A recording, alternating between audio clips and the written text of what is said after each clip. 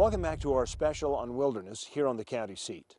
So far in the program, we have given you the definition of wilderness. We have talked about why wilderness areas were designated, and we've looked at the several reinventories of land that have taken place over the years. In this block, we would like to turn our attention to the communities that are nearest these special places and look at the impacts that wilderness has had, for better or for worse, on the communities that lie at the gateways to wilderness areas. Wilderness does have economic impacts. It prevents us from other economic uses of the land. And so I know that there are a lot of local communities and counties in Utah that are concerned. They have a hard time generating the revenues to provide necessary services for their people. We have a hard time in Utah raising the money to educate our children because of the amount of public land in Utah that's not taxed. So the more restrictions we put on the land, the more restrictions there are on our ability to provide important services for people. As a policymaker for the state of Utah, when 2/3 of your land is locked up and not available for any kind of property taxes, mineral extraction, job development, you cannot balance the budget, you cannot meet the needs of the school children, higher education, Medicare, all the things that we have to do as policymakers. You cannot do it on 1/3 of the property. And even the private lands adjacent to those areas are severely impacted by the management restrictions of wilderness and public lands that the BLM and the Forest Service manage, the Park Service manage. It's wrong to say that there's no economic activity from wilderness, because there are. They draw tourists, and that development is sustainable, theoretically, forever. It will always be there. It will always continue to draw people if it's well managed. Whereas you have the industrialist way of looking at the land as something to chew up and spit out. And I think we're starting to move away from that, from the idea that if a land hasn't had a hole dug in it, then it's worthless. But there are economic advantages to wilderness, to national parks, to recreation. For many, the value of these untrammeled areas goes far beyond just dollars and cents. There is an emotional connection that affects both sides of the wilderness argument. These towns that have been here since the white man came across the Mississippi have developed a relationship. And it can be as simple as being able to access the land for fishing or an afternoon of hiking or hunting. Now, when you change that relationship, you fundamentally change the culture, you change the community. And it's something that's unquantifiable.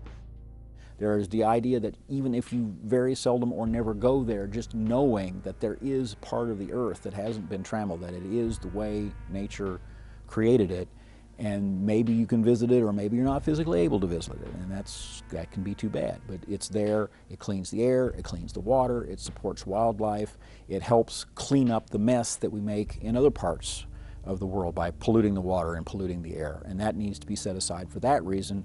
The economics of that are harder to figure, are harder to point to a bottom line, but they are there, and it does have an economic impact. Wilderness, I believe, has a tremendous value to the citizens of Utah.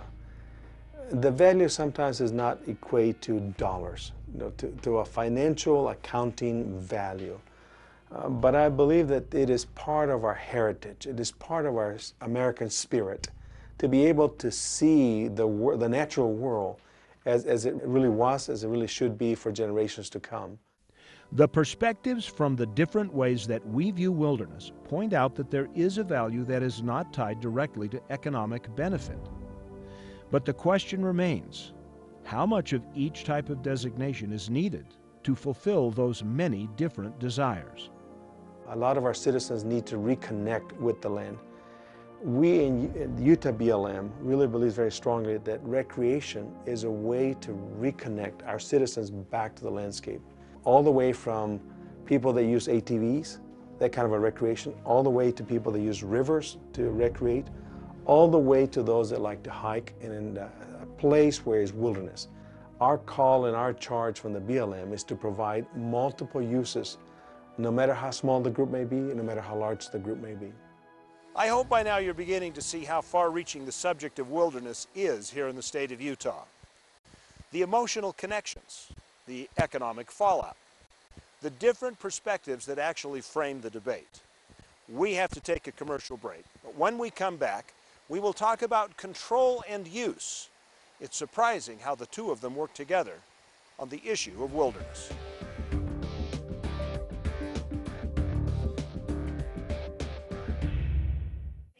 What is play? Is it culture? Is it adventure? Is it... Ooh, it's a destination. Oh, yeah, that's right.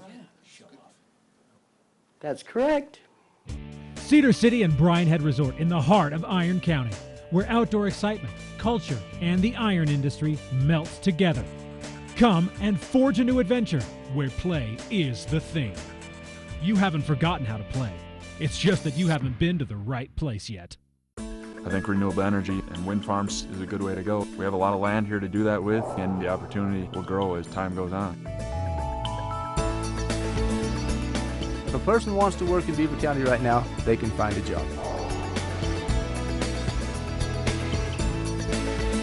I can't think of a better legacy that I could have left for my town.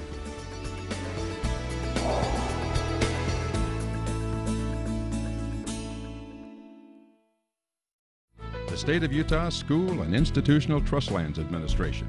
SITLA manages 3.5 million acres of Utah lands with the express purpose of furthering the education of Utah students while promoting local industry, oil and gas, even residential development, all at the same time. Through the careful use of trust lands, we distributed more than $22 million to Utah schools last year.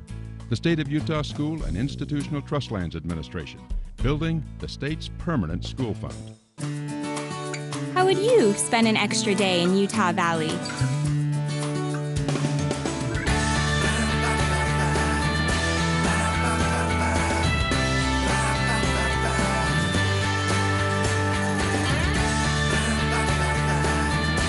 Stay one more day. Visit utahvalley.com to make reservations.